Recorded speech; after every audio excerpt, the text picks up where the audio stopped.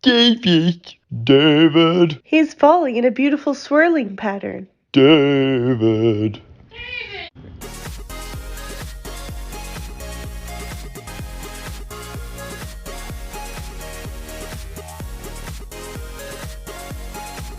This is the David Wells Experiment, and I'm your host, David Wells. I would have recorded this earlier, but apparently my brother's dog wouldn't stop making noise. So, as good as the AI filter is, if there's enough noise, then sometimes you have to run it through the filter a couple times. So, yeah, I don't have minutes for that. But he finally settled down. The cicadas are chirping, so that's good. Cicadas chirping. The wind chimes are making sound.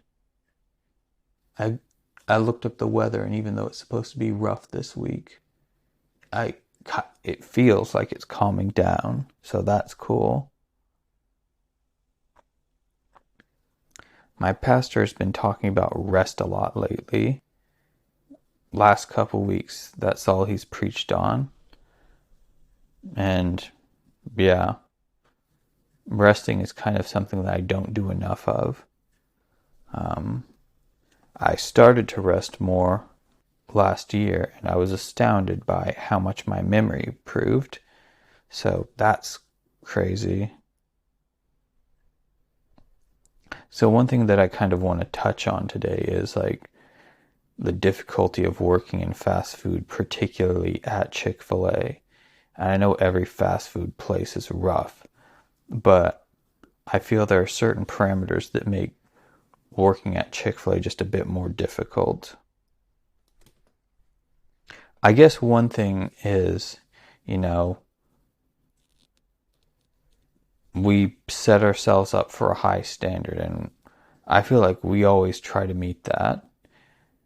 But the downside to that is like when you do make a mistake, it's like worse off than if like you didn't have that standard to adhere to.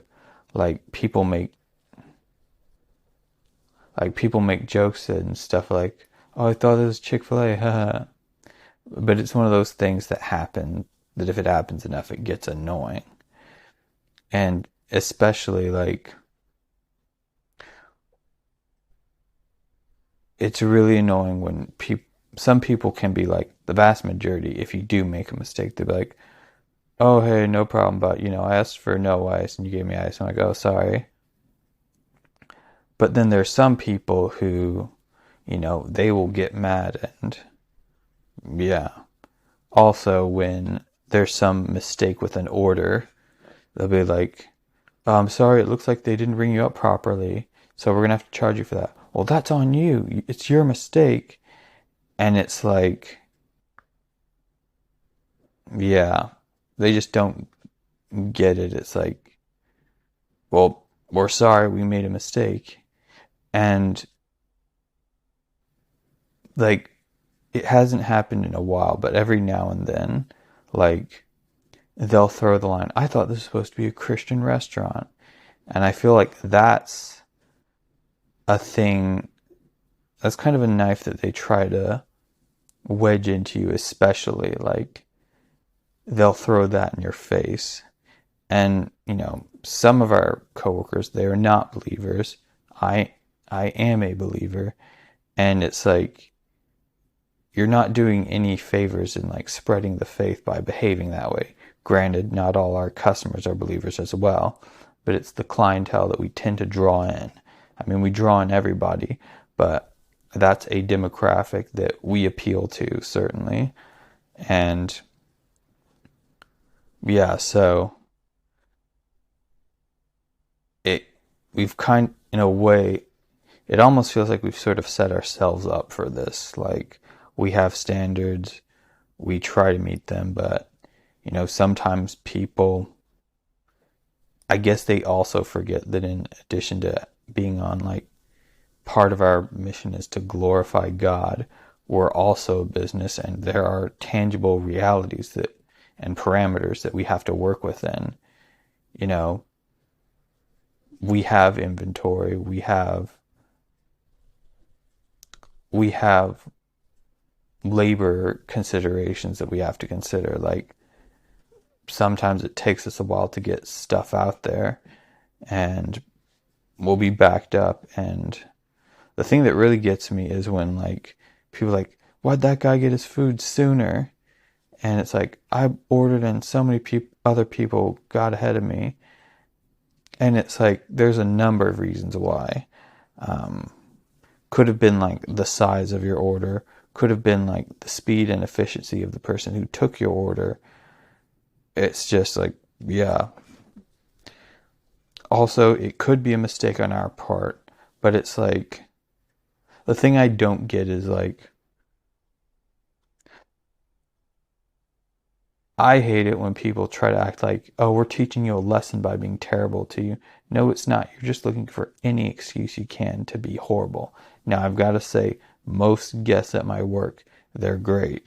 I probably should have said that at the beginning of this episode, and I might just edit this in late.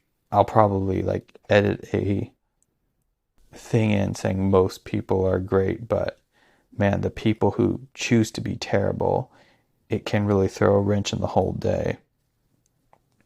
And it's like, most people who work there are young kids, and it's like, I think people, particularly adults, just don't like being told by a kid what to do. And it's like, sorry, there's this parameter that we have to work within. Like, it was especially rough when a couple years ago when we had like a sauce shortage, to make sure that everybody could get a fair amount of sauce, we limited it to like one side and one entree. Like, you get a sauce per entree and a sauce per your side, which that's fair. That's all I ever need. And whenever I clean up the dining room, I will find lots and lots of leftover sauce. So it's like, I don't know why people make such a huge deal. It's like, yeah, I got a 5-count nugget. I need 5 sauces. You legit need 1 sauce per nugget. And it was astounding when we did have that sauce shortage, like how ugly and vitriolic people could be. And it's like, there were some people who, I have to give them credit, who they were visibly disappointed, but they behaved like adults. And some people were like, well, then I want a refund. I came here and I wanted sauce, and it's like, no, I'm not getting it. And then there's some people like, well, you should have a sign that, says you have a sauce shortage. And it's like, well, we expect people to behave like adults when they're disappointed. I mean, we don't like the fact that we have to limit sauce, but it's just a parameter we have to work with. So, but kudos to like all the people who did behave wonderfully when we did go through that. Yeah. So I guess the thing that I really hate is like how they try to guilt us into doing stuff when we obviously have rules we've got to go by. It's particularly that line, oh, I thought this was a Christian restaurant, whether they say it out loud or they say it without saying it. And it's like, there are a lot of good kids there who, they're always talking about, oh, I need this day off because I'm doing something at church, or like, oh, I can't come in today, like I'm doing a vacation Bible school. It's just astounding, like, when people can be ugly to those kids. And I can't help but feel like maybe somebody was really ugly to them when they were kids. Like, I just don't understand. And one thing okay, the worst of it had to be going back to the sauce shortage. Um, so in the scenario that I'm about to retell, um, the customer in question used a much more explicit word than I'm actually gonna say, but I'm censoring it. But just so you know, he used a very nasty word, which I'm not gonna repeat. I'll use a more proper sounding substitute. But so during that whole sauce shortage, some guy in a truck, he was like, "Hey, come on, man, give me a bunch of sauces." And the guy at window, who, by the way, he was in the army and he had some time off. And so he came back to work for us. He's like, "No, I'm sorry, sir." And like, we have this rule, we're going through a shortage, so I can't give you all the sauces you want. And so the dude in the truck called him a minimum wage piece of excrement, but he used a much ruder word that if you're a kid and you said that, your parents would probably punish you. So the guy didn't know that he was a soldier, but either way, yeah, he shouldn't have said that to him. And what he should have said afterwards was sorry and thank you for your service. But yeah, he decided not getting sauce was enough of a reason to dehumanize him. I remember even before, like, when the whole $15 per hour thing was going on, that was never an issue for me. Am I glad to have it? Yes. But more so, I just wanted people to treat me politely. And the vast majority do. It's just there are some people who it's like, when they are rude, they kind of throw a wrench into the whole way that we function. Like, and it doesn't actually accomplish anything. But anyway, there are so much more better people than there are rude people. Um, to sort of wrap this up on a good note, I was some time ago when COVID still had all the dining rooms closed down. Well, at least ours, because we didn't reopen until 2022, February 14th. But anyway, I donated plasma a lot back then, and I was telling this one car who I was giving their food, and she handed me like $20 because when her brother died, one of the things that kept him going was plasma donations. So she was really grateful, and that was touching. Another thing that happened, one time there were two separate occasions. One guy, I think it was like a construction worker, and in another situation, this lady was like a doctor, I think. Anyway, I bring them their food, and this wasn't a coordinated effort. This was separate incidents, but after I gave them their food, they handed me like 20, and I'm like, whoa, that was cool. And I think even one time, like, oh yeah, yesterday a bunch of guys from Monster Energy came and dropped off energy drinks. So that's awesome. Everybody was happy that day. But yeah, like every fast food place has its difficulty, but Chick-fil-A kind of has the added difficulty of it's like, oh, you're not going to do exactly what I say? Oh, I thought you guys were Christians. You're supposed to be nice all the time. And one more thing, people, like one thing I feel like is we have to be perfect. like, I feel like Chick-fil-A workers don't have the opportunity to be human. If we act in any way that is less than being a superhero, then it is our fault, even if somebody else does behave horribly. We'll get in trouble. And